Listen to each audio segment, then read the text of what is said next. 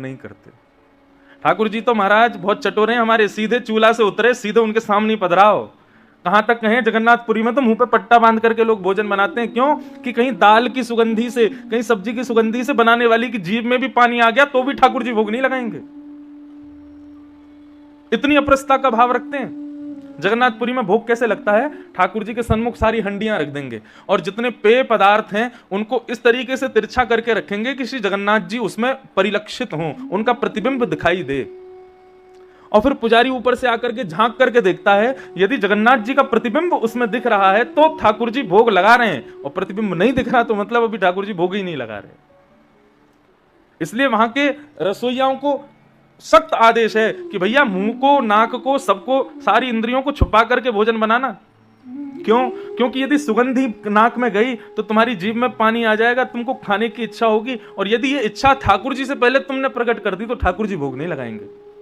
अरे महाराज बड़े नखरे हैं ठाकुर जी के, बहुत चूजी हैं हमारे गोपाल जी। यशोदा मैया के भाव से रसोई घर की सामग्री लेते हैं कि मैया बनाती सबसे पहले मोए पवा, मेरे बाद सबन को दीजो। इस भाव से ठाकुर जी को दी जाती है। तो मैं दुकानों की मिठाई का भोग अपने ठाकुर जी को नहीं, कोई बहुत कहता है तो दूर से ठाकुर जी को दिखा देते हैं, लेकिन भोग नहीं लगाता। आपकी अपनी स्वेच्छा है, आप लगाओ। लेकिन कृष्णदास का स्वभाव भी ऐसा ही था। वो कुछ भी अच्छी वस्तु देखते थे ना तो खरीदते नहीं थे ठाकुर जी के लिए, जाके स्वयं निर्माण करते थे और ठाकुर जी की अनुकूलता के स्वरूप को उसको बना के फिर ठाकुर जी को भोग लगाते। एक बार कृष्णदास जी आगरा गए, मुझे बहुत प्रिय है ये कथा। तो जब आगरा गए तो आगरा में विचरण कर रहे थे कहीं दुकान पर, तभी उनको सुंदर स्वर सुनाई दिया। कृष्णदास जी आनंदित हो गए स्वर को सुन के। अब हमारी स्थिति क्या, स्वर सुनते ही हम खुद को सुनाने जाएंगे, थोड़ी देर वहां बैठेंगे, आहा कितना अच्छा लग रहा है, कानों को सुख मिल रहा है, खुद को सुख देते हैं। लेकिन वैष्णव ऐसे नहीं होते। कृष्णदास जी ने जैसे ही वो स्वर सुना, स्वर सुनते ही नेत्र बंद हो गए, और नेत्र बंद होते पहला भाव मन में प्रकट हुआ, ये स्वर तो मेरे श्री जी को सुनाई देना चाहिए, ये स्वर तो मेरे ठाकुर जी के सामने होना चाहिए, ये स्वर यहाँ कहां गाया जा रहा है, ये स्वर यहाँ के लिए नहीं है, ये तो मेरे ठाकुर जी के सन्मुख होना चाहिए। खोजने लगे, पूछने लगे, ये आवाज कहां से आ रही है, ये कौन गा रहा है। सुनते सुनते सुनते एक गली में पहुंचे। गली से जब अंदर गए तो एक आंगन में जाकर के देखा, चारों तरफ मसनदें लगा करके लोग बैठे हैं, पैसे उड़ा रहे हैं, और बीच में एक वैश्या नृत्य करते हुए गा रही है, नगर वैश्या। कृष्णदास जी ने जब उसका स्वर सुना तब तो मोहित हुए, लेकिन अब जब उसका नृत्य देखा और नृत्य के बाद जब उसके नेत्रों को देखा, उसके सौंदर्य को देखा, कृष्णदास जी बोले, अरे पागल, तू किसको बेच रही है, अपने स्वर को, अपने नृत्य को, अपने स्वरूप को। अरे ये सब तो हमारे ठाकुर जी के लिए होना चाहिए। कृष्णदास जी थोड़ी देर खड़े रहे, खंबे से लगा करके उसके नृत्य को देखते रहे। जैसे ही उसका नृत्य शांत हुआ, लोग पैसे लुटाने लगे, सबको बीन करके ले जाने लगी, तभी कृष्णदास जी उसके सन्मुख गए। बहुत सुंदर गाती हो तुम, धन्यवाद। हमारे सेठ के सामने गाओगी? तुम्हारा सेठ कहां रहता है? बोले हमारा सेठ गोवर्धन में रहता है। अच्छा, कितना देगा पैसा? बोले तुम कितना चाहती हो? बोले वैसे तो मैं नाचने का, गाने का, नृत्य करने का, लोगों के सामने तो मैं 10 रुपया लेती हूं, बहुत होता 10 रुपया, लेकिन गोवर्धन जाना पड़ेगा तो 20 दे देना। कृष्णदास जी ने 100 रुपया दिया। बोले सुन, ये तू अभी रख, बाकी का तुझे मेरा सेठ देगा, चल। बोले 100 रुपया? बोले हाँ। बोले ये तो अभी तू रख ले चलने का, बाकी का वो तुझे देंगे, माला माल कर देंगे, लेकिन हाँ ऐसा गाना, ऐसा नृत्य करना, ऐसा श्रृंगार करके जाना, हमारा सेठ प्रसन्न हो जाए। वैश्या के मन में भाव आने लगा, कोई सांसारी व्यक्ति होगा, ऐसा सेठ होगा, उसके सामने नाचूंगी, गाऊंगी, अपने तिरछे नेत्रों से उसको अपना बना लूंगी, इतने धन की वर्षा करेगा, वो सारा धन लेकर के चली जाऊंगी, जीवन में फिर कहीं नहीं नाचूंगी। उसके मन में भाव आने लगा, चलिए जल्दी चलिए। कृष्णदास जी उसको बैलगाड़ी में बैठा करके आगरा से गोवर्धन ले आए। गोवर्धन में जैसे ही गोवर्धन पर्वत के ऊपर गए, और श्रीनाथ जी जब गोवर्धन में विराजते थे तो श्रीनाथ जी के मंदिर में राजभोग के कपाट लगे थे, ठाकुर जी अभी भोग पा रहे थे। कृष्णदास जी ने जाकर के आंगन में बीच में खड़ा कर दिया उस वैश्या को, और बोले अभी हमारे सेठ भोजन कर रहे हैं, जैसे भोजन हो जाएगा पर्दा खुलेगा, तो पर्दा खुलते ही तुम नाचने लग जाना, और ऐसा गाना कि वो रीझ जाए तुम पे। बार बार दर्पण में देखे खुद को, कभी आंखों के काजल को संभाले, कभी कभी अपने गहनों को संभाले, कभी केशों को संभाले कि आज मुझे ऐसा गाना है, ऐसा प्रस्तुत करना है स्वयं को कि वो रीझ जाए। कृष्णदास जी दूर खड़े हैं और प्रार्थना कर रहे हैं, नाथ आज कृपा करो इस पर। जैसे ही कपाट खुले हैं और कपाट खुलते ही देखा एक उर्द बाहु, दूसरी भुजा कमर पर, नेत्र नीचे हैं, सुंदर मालाएं पहनी हैं, ऐसी रूप छवि प्रकट हो रही है सामने से महाराज। उस वैश्या ने जैसे ही नेत्र खोल करके देखा, कितना समय व्यतीत हो गया, वो खड़ी रही, शरीर कंपायमान होने लगा, होठ कांप रहे हैं, स्वर कहना चाहती है, निकल नहीं रहे, नेत्रों से आंसुओं की धाराएं गिर रही हैं। कृष्णदास जी गए, गाओ, तुम तो बहुत अच्छा गाती हो ना, बहुत अच्छा नृत्य करती हो, क्या हुआ, गाओ। बोले आपने मुझसे झूठ क्यों बोला, या आप मुझे किसके सामने ले आए हो? मैंने ऐसा सुंदर स्वरूप, ऐसा सुंदर भाव, ऐसा सुंदर श्रृंगार मैंने कभी नहीं देखा। वास्तव में आज मेरा मन कहता है कि मैंने अपने स्वर को, अपने यौवन को, अपने सौंदर्य को, संसार को बेच दिया।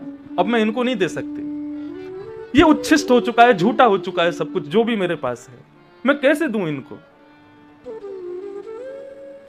मेरे मन का भाव है कृष्णदास जी, ये शरीर अब झूठा हो चुका है, मैं इससे इनकी सेवा नहीं कर सकती, लेकिन मेरी आत्मा पवित्र है। ऐसा कुछ सुना दीजिए मुझे कि मैं अभी इसी वक्त अब यहां से वापस नहीं जाना चाहती, इसी क्षण अपने इस देह का त्याग कर दूं और अपनी आत्मा, पवित्र आत्मा से जाकर के इस श्याम सुंदर को अपने हृदय से लगा लूं। अब मुझे नहीं जीना। तब उस वैश्या के भाव को, वैश्या के बगल में खड़े होकर के कृष्णदास जी गाते हैं ठाकुर जी के सन्मुख, मेरा सबसे प्रिय भाव है, मुझे बहुत प्रिय है। फिर बताया स्त्री धर्म, स्त्रियों का धर्म क्या है। तब कहते हैं भर्तु शुश्रूषणम स्त्रीणाम परो धर्मो यमायया तद्बंधुनाम च कल्याणम प्रजानाम चानुपोषणम। एक ही धर्म एक ही व्रत नेमा, काया वचन मन पति पद प्रेमा। ये स्त्री का धर्म है, लेकिन इसका मतलब ये नहीं केवल पति सर्वस्व है। भगवान कहते हैं मैंने पुरुषों को केवल एक कुल के उद्धार के लिए बनाया है, लेकिन मैंने माताओं को दो कुल के उद्धार के लिए बनाया। जब तक विवाह ना हो तब तक पिता के कुल का उद्धार करे, और विवाह होते ही अपने पति के कुल का उद्धार करे। इसलिए उसको चाहिए दोनों कुलों का उद्धार करे, तब उसका स्त्री धर्म निर्वहित होगा, नहीं तो नहीं होगा। भगवान ने दो कुल के उद्धार के लिए भेजा है। और कुल का उद्धार मतलब आजकल थोड़ी विचित्र हो गई है भावना, मैं, मेरा पति, मेरे बच्चे, बस, और कोई नहीं। ऐसा नहीं है। तद बंधुनाम च कल्याणम स्पष्ट लिखा है। पति को पूजे, जेठ जेठानी को गाली देवे, देवर को उठा के फेंक दे, सास ससुर को पूछे ही ना, ये स्त्री धर्म नहीं है। स्त्री धर्म का मतलब है मेरे पति के समस्त परिवारी जनों का कल्याण का दायित्व मेरा है, कल्याण का दायित्व है। उनका कल्याण कैसे हो, उनका हित कैसे हो, उनका भला कैसे हो, ये जिम्मेवारी है मेरी, उसका कार्य करे। तद्बंधुनाम च कल्याणम, स्त्री धर्म बताया। और अंत में भागवत धर्म बताया। तो भागवत धर्म क्या है? कायेन वाचा मनसेन्द्रियैर्वा बुद्ध्यात्मना भानुषित स्वभावा करोमि यत् यत् सकलम परस्मै नारायणायेति समर्पयेतत्। जो कुछ भी करो अपनी काया से, वचन से, मन से, बुद्धि से, इंद्रियों से, सब कुछ हरि को समर्पित करना, यही भागवत धर्म है। नरसिंह मेहता के बेटा का ब्याह था, तो जिससे बेटा का ब्याह होने वाला था वो बहुत बड़ा सेठ था। तो जब ब्याह संबंध पक्के हो जाते हैं ना, तो दो चार लोग ऐसे भी आते हैं कि एक दूसरे की वहां बुराई बताने वाले, अरे तुमने कहां संबंध कर दिया उसके बारे में, तो ऐसा ऐसा सुना मैंने, अरे तुम कहां ले जा रहे हो अपनी बेटी को, तुम कहां बेटा को भेज रहे हो, वो लड़की तो ऐसी है। ऐसे दो चार लोग आते हैं बीच में ऐसे। तो ऐसे ही नरसिंह मेहता जी के दुष्प्रचार करने वाला पहुंच गया। जहां पर नरसिंह मेहता के बेटा का ब्याह संबंध पक्का हुआ, वहां पर एक आदमी गया, बोला अरे तुमने कहां अपनी बेटी भेज रहे हो? बोले क्यों? अरे नरसिंह मेहता बड़े भक्त आदमी है। बोले भक्त काहे का भक्त आदमी है? एक समय का भोजन करता है, फिर उसके यहां भोजन करने के लिए सामग्री नहीं होती। सब लोग इधर देखो, इधर देखो, कथा श्रवण करो। माता जी आप उठ के खड़ी हो गई बहुत देर से, या तो बैठ जाएं या पीछे चले जाएं, श्रवण करो। तो नरसिंह मेहता जहां पर उनके बेटे का ब्याह होना था वहां जाकर के किसी ने कहा, बोले नरसिंह मेहता कोई अच्छा आदमी थोड़ी ही है, उसके यहाँ तो एक समय की रोटी बनती है पर दूसरे दिन भोजन नहीं होता, इतना दीनहीन सा व्यक्ति, कहां अपनी बेटी भेज रहे हो? बेटी सदैव अपने से ऊंचे कुल में भेजनी चाहिए। आकर के और महाराज सुनाने लगे। तो वो भी भला आदमी था, उसने कहा अब मैं मना कैसे करूं? नरसिंह मेहता ने सब व्यवस्था कर ली होंगी, सब पक्की हो गई बातचीत, अब मना करना अच्छा नहीं लगता। तो बोले एक काम हो सकता है। बोले क्या? तुम एक पत्र लिख करके भेजो और उस पत्र में यह लिख करके भेजो कि मेरी बेटी की आने वाली जो बारात हो जिसमें आपका बेटा आवे, वो बारात ऐसी होनी चाहिए। वो कैसी होनी चाहिए? बोले इतना लिखना कि नरसिंह मेहता देखते ही बोले कि भाई मैं नहीं कर सकता इतनी व्यवस्था, इतने हाथी, इतने घोड़ा, इतने बैंड बाजे, इतने लोग, इतने स्वापा वाले, इतने ये, इतने वो। महाराज पूरा खर्रा लंबा चौड़ा बना करके, पूरा लिख करके और पत्र बना करके बाहर जय श्री कृष्ण लिख करके भेज दिया नरसिंह मेहता के यहाँ। भागवत धर्म किसे कहते हैं वो बता रहा हूं। नरसिंह मेहता के यहाँ जैसी डाकिया पहुंचा, बोले मेहता जी आपका एक पत्र आया है। बोले कहाँ है दिखाओ। तो जैसे पत्र देखा तो पत्र पर ऊपर लिखा था जय श्री कृष्ण। तो हंसने लगे, बोले पागल, मेरा नहीं है, ये तो ठाकुर जी का है, दूसरों का पत्र नहीं पढ़ना चाहिए। और नरसिंह मेहता लेके गए, बोले लाल जी किसी ने आपके नाम से पत्र भेजा है जय श्री कृष्ण लिख करके, अब मैं तो पत्र दूसरा का पढ़ता नहीं हूं, पढ़ लेना आप। और ठाकुर जी के पास धर के चले गए। ठाकुर जी वहीं सोचा अरे मेहता पढ़ तो ले उसमें क्या लिखा है। लेकिन नरसिंह मेहता का विश्वास प्रबल है, कितना अकिंचन भाव। जय श्री कृष्ण देख करके बोले ठाकुर जी की वस्तु है, मैं तो देखूंगा भी नहीं। और धरिया है वहीं पे। और महाराज वहां लड़की वाले इंतजार कर रहे हैं कि पत्र आवे, रिटर्न में कुछ लिखें कि भैया मैं नहीं कर पाऊंगा आदि आदि। अब तो शादी की तिथि बिल्कुल समीप आ गई और नरसिंह मेहता के यहाँ से कोई पत्र नहीं आया। तो उन्होंने भी सोचा, बोले मेहता जी ने व्यवस्था कर ही ली होगी, शादी होने की, चलो व्यवस्था करो। पूरे मंडप सजाए, पूरी सब व्यवस्थाएं हुई। अब मेहता जी 4 बाराती, 2 नंगाड़े वाले और एक मरी गिरी सी घोड़ी, और इस पे अपने बेटा को बिठा के दुल्हा बना के लेके जा रहे अपनी बारात। ठाकुर जी भीतर से मंदिर में से देख रहे हैं, बोले मेहता मरेगा तू आज। जैसे मेहता जी जाने लगे नृत्य करते हुए, ठाकुर जी के मन का भाव, बोले कि उसने पत्र देखा ही नहीं, मुझे दे दिया, इसका मतलब जिम्मेवारी अब मेरी है कि जितनी सामग्री लिखी है वो सब पहुंचनी चाहिए। इतने में नरसिंह मेहता देखते हैं एक गली में से कोई नंगाड़ा बजाता हुआ आ रहा है, एक गली में से कोई हाथी पर चढ़ता हुआ आ रहा है, कहीं से घोड़ों की फौज आ रही है। महाराज देखते ही देखते किलोमीटरों लंबी बारात हो गई नरसिंह मेहता की। मेहता जी बोले ये सब मेरे लाला की मित्र मंडली होगी। आगे पीछे जहां देखें तो लोग नाच रहे हैं, गा रहे हैं, ढोल बजा रहे हैं, उत्सव मना रहे हैं, और कोई घोड़े पे चढ़ के नाच रहा है, कोई ऊंट पे चढ़ के नाच रहा है, आगे हाथियों की फौज चल रही है। मेहता जी बोले बढ़िया भैया, ऐसी सुंदर बारात चले, लेके चलो। और वहां हल्ला मच गया। बोले अरे आपकी बेटी की होने वाली पति की बारात तो देखो एक बार। बोले कहां है दिखाओ। बोले यहां से नहीं, पहाड़ी पर चढ़ के चलो, वहां से दिखेगी।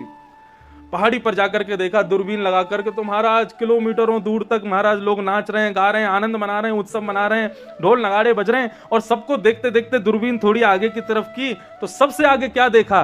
2 हाथी हैं और एक हाथी पर बलभद्र, दूसरे हाथी पर स्वयं श्याम सुंदर नरसिंह मेहता के लड़के की बारात लेकर के जा रहे हैं। ये है भागवत धर्म। मैंने कल भी कहा था, आलसी होना नहीं, लेकिन अपनी जिम्मेवारी अपने ऊपर मत रखो, ठाकुर जी को सौंपो, जो करेंगे सब मंगल होगा। और यदि कुछ ऐसा हुआ जो आपने नहीं विचार किया था तो उसको भी यही सोचना, ठाकुर जी ने शायद ये इसलिए ऐसा किया, शायद इसी में मेरा मंगल होगा। ये भागवत धर्म है। कायेन वाचा मनसेन्द्रियैर्वा बुद्ध्यात्मना नुषितस्वभावात् करोमि यत् यत् सकलम परस्मै नारायणायेति समर्पयामि। सब कुछ नारायण को समर्पित करो। ये भागवत धर्म। श्री भीष्म पितामह 5 धर्मों का वर्णन करते हुए और फिर पांडवों से कहते हैं अब तुम्हारा काम हो गया, संशय दूर। बोले हाँ, अब तुम जाओ, चलो मुझे मेरा काम करने दो। दूर खड़े ठाकुर जी से बोले आओ, अब आप आओ सामने। जैसे ही ठाकुर जी आकर के खड़े हुए, भीष्म पितामह अपलक नेत्रों से ठाकुर जी को देख रहे हैं, पौड़े हुए हैं बाणों की सैया पर, और भगवान से कहते हैं अब जब तक मेरे प्राण ना निकल जाएं, हिलना नहीं यहां से। तो भगवान का चेहरा मुरझा गया। बोले इसको इच्छा मृत्यु का वरदान है, अब इसका मन कर जाए मैं 10 साल मरूं ही नहीं तो मैं यहीं खड़ा रहूंगा। मतलब आज मैं द्वारिका पहुंच ही नहीं पाऊंगा। सुबह से निकला हूं, कभी कोई दुखी, कभी किसी को कष्ट, कभी कोई रोता है, और अब भीष्म पितामह ने तो बांध ही दिया। बोले जब तक प्राण नहीं निकले खड़े रहना। तो ठाकुर जी के चेहरे पे जैसी मुरझाहट हुई, भीष्म पितामह बोले ऐसा मुरझाया हुआ चेहरा नहीं चाहिए मुझे, प्राण निकाल रहा हूं मैं। प्रसन्न हासारुणलोचलोल्लसत्। आपके दोनों गाल ऐसे चमकने चाहिए जैसे गुलाब जामुन। प्रसन्न हो जाइए और मैं आपके मुखमंडल को देख करके अपने प्राण त्यागूंगा। ऐसी मृत्यु हो जहां भगवान भी तुम्हारे वश में होकर के खड़े रहे सामने। क्या इच्छा रखनी कि मेरा पुत्र सामने हो, पुत्री सामने, जीवन भर उन्हीं को तो देखा है, जीवन भर उस परिवार को, उस धन को ही तो हृदय से लगा करके रहे हैं। अंत काल हो तो ऐसा हो कि श्री राधा रमन लाल सामने खड़े हों, किशोरी जी बगल में खड़ी हों, अष्ट सखा पीछे खड़े हों, श्री गोवर्धन नाथ का दिव्य पर्वत दिख रहा हो, यमुना का पुलिन हो, मयूरों की कुहुक सुनाई दे रही हो, संत जन कीर्तन कर रहे हों, विचरण कर रहे हों, श्याम सुंदर मधुर मधुर वंशी का नाद कर रहे हों, हम उसी परिकर में विचरण करते हुए अपने प्राणों को त्यागते हुए ठाकुर जी के साथ उस सघन कुंज में प्रवेश कर जाएं, ऐसा भाव हो। भीष्म पितामह। अब इस स्तुति का इतना सुंदर अर्थ मैंने पूरी नहीं गाई है, थोड़े से 2-4 श्लोक गाए हैं केवल। इतने अद्भुत भाव हैं ठाकुर जी के प्रति, 2-3 श्लोक गा के फिर हम आगे चलते हैं। क्या कह रहे हैं भीष्म पितामह? बंधुओं देखो, कथा लगभग लोगों को शायद हो सकता है पता भी हो, लेकिन इन स्तुतियों के भाव जो है ना वो अद्भुत है। ये समझने योग्य हैं, ये जीवन उतारने योग्य हैं और अपनी वैष्णव भक्ति में करने योग्य हैं। ये पॉइंट्स हैं जो यहां पर हमारे पूर्वज वैष्णवों ने किए हैं, हमको ये करने चाहिए। भीष्म पितामह क्या कह रहे हैं भगवान से? इतिमति रूपकल्पिता तृष्णा भगवत सात्वत पुंगवे विभुम्ने। ये प्रभु, इति शब्द का प्रयोग संस्कृत में तब किया जाता है जब अपने वाक्य को हम विराम देते हैं, इति कहते हैं। लेकिन भीष्म पितामह की स्तुति कितनी वर्सेटाइल है, प्रारंभ ही इति से हो रही है। इति भीष्म पितामह कहते हैं मानो इति शब्द कहते ही उन्होंने संसार को उसी समय खत्म कर दिया। बोले नाथ, अब मेरे जीवन का अंत हुआ। अब तक मैं अपने जीवन का एक नाटक कर रहा था, कौरवों के पक्ष का था, मैं आप लोगों का काका बना घूम रहा था, पितामह के नाम से जाना जा रहा था और आदि आदि भाव से उन सब चीजों की अब इति, अब जो मैं कह रहा हूं ये मेरा वैष्णव भाव है। मति रूप कल्पिता तृष्णा भगवत सात्वत पुंगवे विभुम्ने। नाथ,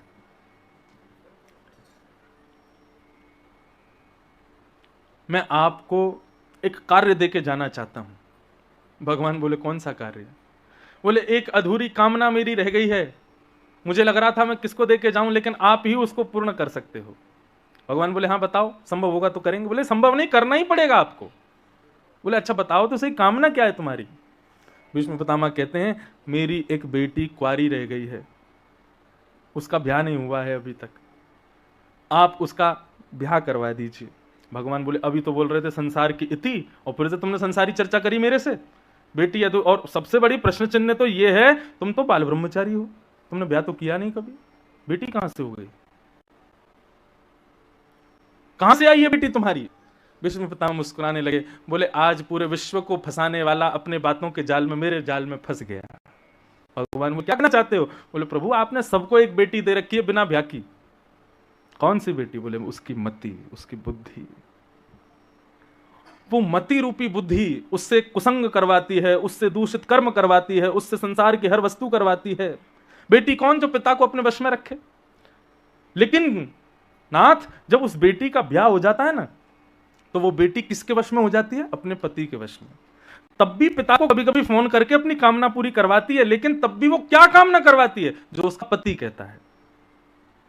तो इसलिए नाथ मेरी मति रूपी बेटी का आप ब्याह करवा दीजिए, जिसका मैं आज तक तुम्हारी बेटी का पिता था, वो जो जो कहती थी मैं करता था। उसने कहा कौरवों का संग करो, दुर्योधन का साथ दो, ऐसे युद्ध लड़ो, ये क्रियाएं करो, मैंने सब किया। लेकिन अब मैं सोच रहा हूं कि इस बेटी का ब्याह कर देना चाहिए, तो आप मेरी बेटी का ब्याह कर दो। भगवान बोले अच्छा तो इस ढंग से गा रहे हो स्तुति? बोले हाँ महाराज। बोले अच्छा तो बताओ तुम्हारी बेटी को कैसा लड़का प्रिय है? कन्या वर्यते रूपम, कन्या जो होती है वो रूप से ब्याह करती है, तुम्हारी बेटी को कैसा कौन प्रिय है मुझे बताओ। भीष्म पितामह कहते हैं त्रिभुवन कमनम तमाल वर्णम रविकर गौरव रामवरम दधाने। गली मोहल्ले के सुंदर लड़कों से मेरी लड़की ब्याह नहीं करेगी, तो त्रिभुवन सुंदर चाहिए, जो त्रिभुवन में उससे सुंदर कोई ना हो।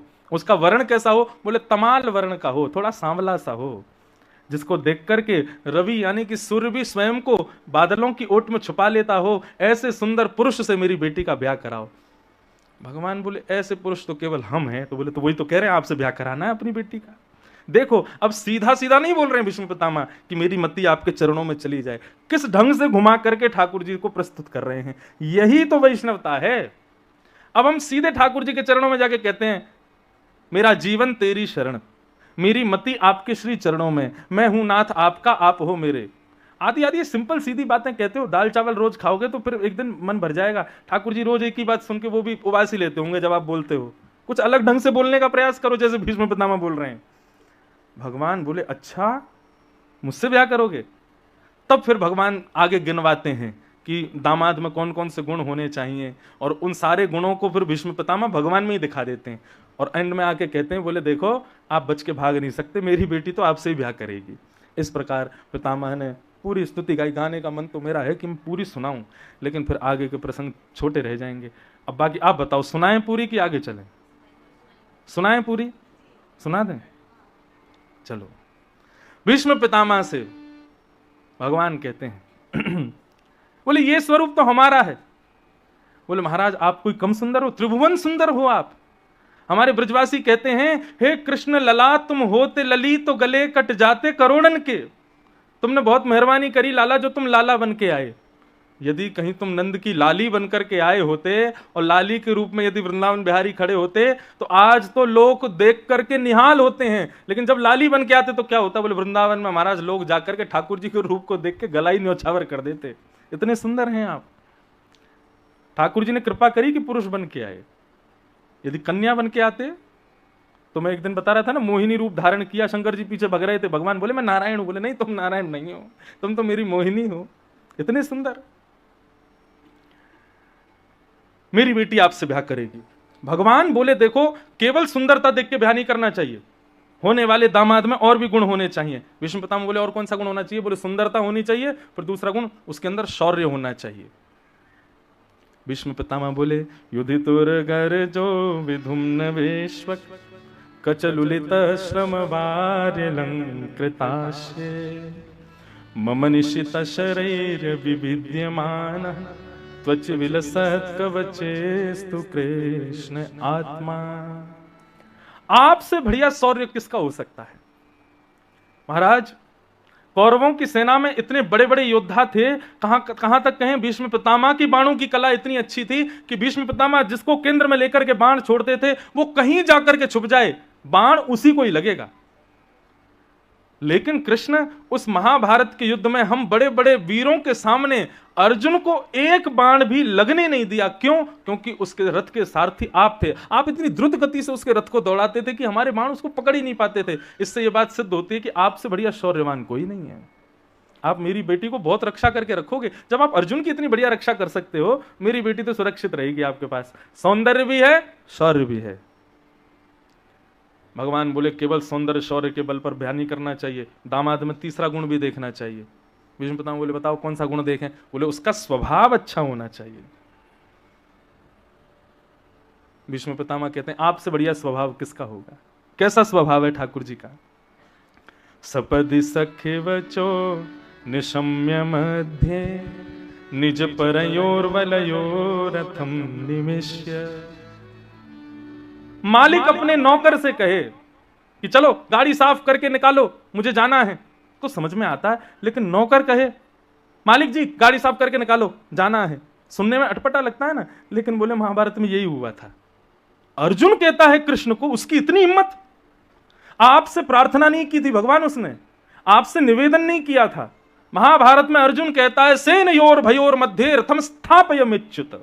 आपको आज्ञा देता है और आप क्या करते हैं? जो आज्ञा। तुरंत आप रथ में जाकर के बैठते हैं, चाबुक मारते हैं, घोड़ा आगे चलने लगता है और ले जाकर के आप उसको पहुंच जाते हैं। ये आपके स्वभाव की मधुरता नहीं है तो क्या है? ये आपके स्वभाव का माधुर्य ही तो है भगवान। सब लोग ध्यान से श्रवण करो। ठाकुर जी का स्वभाव भी मधुर है, सौंदर्य है, शौर्य है, स्वभाव। अच्छा एक बात कहूं, ठाकुर जी का स्वभाव हमारे ब्रज के एक बहुत बड़े कवि हुए श्री बिंदु जी महाराज। बिंदु जी महाराज कहते हैं बोले ठाकुर जी आपका पहले स्वभाव अच्छा था अब बिगड़ गया है। बिंदु जी कहते हैं पूतना को आप उद्धार कर सकते हो, कंस का उद्धार कर सकते हो, 10 मुंह वाले रावण का उद्धार कर सकते हो, शूर्पणखा का उद्धार कर सकते हो, इन राक्षसों का उद्धार, और तो क्या कहें जो मानव नहीं था उस गजेंद्र का उद्धार कर सकते हो। हम में कौन से कांटे लगे हैं, हमारा उद्धार क्यों नहीं करते? गजराज तारो तेने आवने को जावने को खावने पकावने को मीराबाई तारी है, नरसिंह मेहता को तारो वही वार सवारने को वेदन सुनावने को जयदेव तारो है। ये जितने भी लोग आपने तारे हैं ना, इन सब हमने पूरा एनालाइज करके देखा है, सबसे ना आपका कोई ना कोई काम पूरा होता है। आपने गजेंद्र को क्यों तारा? बोले आपको उसके ऊपर बैठ के सवारी करनी थी, इसलिए आपने उसको तार दिया। गजराज तारो तेने आवने को जावने को। और मीराबाई को बोले मेड़ता की है, मारवाड़ी लोग बढ़िया भोजन बनाते हैं। क्या सुबह दोपहर हम अपने रसोईया को बोले तू एक ही दाल बनाया कर, बाकी नीचे से लाया कर, कितना बढ़िया बनता है। कहां से आए आपके रसोईया? जोधपुर से ना। और जोधपुर किसकी भूमि है? राजस्थान किसकी भूमि है? मीराबाई की भूमि है। मीराबाई को क्यों तारा? बोले मीराबाई को इसलिए तारा खावने पकावने को। वैकुंठ के बावर्चियों के हाथ में स्वाद नहीं आ रहा था तो आपने मीराबाई को तार दिया। बढ़िया मारवाड़ की मेवाड़ की मीराबाई आई, आकर के बढ़िया पकवान बना के खिलाएगी, इसलिए उसको तारा आपने। और नरसिंह मेहता को तारो वही वार सवारने को। लोग इतनी दान दक्षिणा चढ़ाते हैं तो एक अकाउंटेंट भी तो होना चाहिए, नरसिंह मेहता को तार दिया। वेद सुनने में आपको बहुत अच्छा लगता है इसलिए जयदेव आपने तार दिया। ये सब आपने तारे क्योंकि इनसे आपका कोई ना कोई काम बनना था। मैं आपके किसी काम का नहीं हूं, मुझे तार के दिखाओ तब आपका नाम मानूंगा, तारणहार है। मैं किसी काम का नहीं हूं आपके। बिंदु जी महाराज कहते हैं इतने अच्छे शब्द हैं इस पद के, वो भगवान से शिकायत करते हैं, बोले जय जय श्री राम, जय जय श्री राधे। तो कभी कभी ठाकुर जी के साथ में वैष्णवता यदि मिली है तो हमको क्रोध करने का भी अधिकार मिलता है। अरे जब ब्याह कर लेते हैं तो पति पत्नी को प्रेम का अधिकार तो है ही, लेकिन उनको एक दूसरे पर क्रोध का भी तो अधिकार है। भक्ति में भी हम भक्त बने रहें और ठाकुर जी के सामने हमेशा हाथ जोड़ के बैठे रहें, कभी कभी क्रोध भी किया करो, लेकिन उससे पहले भाव भी तो इतने प्रकट कर लो कि क्रोध का अधिकार मिले। जबरदस्ती आज शाम को जाके डंडा लेके बैठ जाओ ठाकुर जी के सामने करो कृपा हम पे, गुस्सा करेंगे। क्रोध करना नहीं पड़ता, जिससे प्रेम होता है, जिसके प्रति भाव होता है, क्रोध अपने आप होता है। सोच के जाओ उस पर गुस्सा करना है जाके, तो वो ना नकली लगेगा, वो वैसा कर भी नहीं पाओगे। लेकिन जो अपना होता है, जिससे बहुत आशाएं होती हैं, जिससे बहुत प्रेम होता है, उसके ऊपर जब क्रोध आता है ना तो वो वास्तविक क्रोध भी बड़ा प्रेम भरा होता है। एक मैया ठाकुर जी का सेवा करती थी, चतुर्भुज रूप क्या, तो एक दिन क्या हुआ कि उस मैया का पांव फिसल गया, पेट टूट गया। बालक उसको वैद्य के पास ले गए, वैद्य उस पर मल्लम लगाने लगा तो वैद्य को बोली तू छूना मत। वैद्य बोला क्यों? जिसने तोड़ा वही सही करेगा। बोले किसने तोड़ा? बोले मेरे चतुर्भुज नारायण ने तोड़ा है, वही ठीक करेगा इसको, तू मत छूना। बच्चे बोले ये तो ऐसी बोलती रहती, बुढ़ापा है इनका, ठीक कर दो इनको। तो पलस्तर वलस्तर लगा दिया। बोले मैया 1 महीना बाद उतरेगा। बोले 1 महीना? शाम तू कल देखियो दौड़ूंगी मैं रोड पे, ठीक करेगा, वही ठीक करेगा रात रात में। अब बुढ़ापे में बोले ऐसी बोलती हैं, ले जाओ। ले गए तो बच्चों से बोली मेरे को मंदिर में छोड़ के आओ ठाकुर जी के सामने। बोले अम्मा अब आराम करो, पाँव टूट गया। बोले छोड़ के आओ उसके सामने। जैसे सामने ले गए, बैठा दिया कुर्सी पे, बोले किबाड़ बंद करके जाओ सब लोग। सब चले गए तो ठाकुर जी से बोली क्या कमी छोड़ी तुम्हारी सेवा में? नए नए इत्र तुमको लगाती हूँ, तुम्हारे लिए पोशाक वृंदावन से मंगवा के तुमको धराती हूँ, 56 भोग बना करके भोग लगाती हूँ, तुम कुछ भी अनहोनी मेरे साथ करो, मेरे परिवार के साथ करो, कभी शिकायत नहीं करती हूँ, सब कुछ तुम्हारी व्यवस्था बड़े व्यवस्थित ढंग से करती हूँ, किसी को स्पर्श नहीं करने देती, किसी को रसोई घर में जाने नहीं देती, हर चीज का इतना ध्यान रखती हूँ, और आज मेरा पाँव तोड़ दिया। क्यों तोड़ा? ठाकुर जी तो खड़े हैं, चतुर्भुज रूप है, अब नहीं बोल रहे, नहीं निकल रहे स्वर। ठीक है तो मैं भी देखूं तुम कितने बड़े देवता हो। पत्थर उठा के लाई, बोले या तो मेरा पाँव ठीक करो नहीं तुम्हारा पाँव तोड़ दूंगी। और जैसे ही ठाकुर जी पर ऐसे पत्थर उठा के आक्रोशित हुई, थोड़ी क्रोधित हुई, इतने में ही उस मैया ने क्या देखा कि कुर्सी से उठ के वो चलने लगी, उसका पाँव ठीक हो गया, ठाकुर जी ने उसको स्वस्थ कर दिया। लेकिन इसका भाव ये नहीं है कि वह अधिकार यहां बैठे हम सबको भी मिल गया होगा, मिलेगा, लेकिन पहले प्रेम में इन्वेस्ट तो करो। आपका इन्वेस्टमेंट तो 0 है अभी, और चाहते हो सीधे भगवान पे लाठी चलाना? नहीं। प्रेम जब अनंत हो जाता है ना तो फिर क्रोध करना नहीं पड़ता, अपने आप होता है। और वो क्रोध भी क्रोध नहीं होता ठाकुर जी के प्रति, वह भी प्रीति के भाव से होता है। तो हम किस लिए ये बात कर रहे थे? भगवान बोले कि भाई दामाद का स्वभाव अच्छा होना चाहिए, तब उससे अपनी बेटी का ब्याह करना चाहिए। तुम्हारी बेटी मति जिससे ब्याह करने वाली है उसका स्वभाव मधुर है कि नहीं? भीष्म पितामह बोले आप जैसा स्वभाव किसका होगा? बोले सपदि सखी वचो निशम्य मध्य निज परयोर वलयोर रथम निमेश्य। रथ को लेके पहुंच गए अर्जुन के, जबकि वो आपका दास है, आप उसकी आज्ञा मान रहे थे। ये तो वही कर सकता है जिसका स्वभाव अच्छा हो। भगवान बोले सौंदर्य देख लिया, शौर्य देख लिया, स्वभाव देख लिया, लेकिन दामाद समझदार नहीं हो तो समझदारी भी होनी चाहिए। भीष्म पितामह बोले आपसे बढ़िया समझदार कौन है? क्यों? बोले व्यवहित प्रतना मुखम निरीक्ष्य स्वजन बधात्मखस्य दोष बुद्ध्या। अर्जुन को भरी महाभारत के युद्ध के मध्य में जब उसने अस्त्र शस्त्र छोड़ दिए थे, तब आप खड़े होकर के उसको ज्ञान उपदेश करते हैं, और ऐसा ज्ञान उपदेश करते हैं कि जिसको श्रवण के बाद वो उठाता है धनुष, प्रत्यंचा चढ़ाता है और सीधा बाण चला करके युद्ध प्रारंभ कर देता है। ये कोई समझदार व्यक्ति ही कर सकता है, जिसने हाथ खड़े कर दिए, जिसने सब कुछ त्याग दिया कि अब मैं कुछ नहीं कर सकता, पूर्ण रूपेण सरेंडर हो गया था अर्जुन। लेकिन आपने ना जाने कौन सा मंत्र उसको सुनाया था, जिसको सुनकर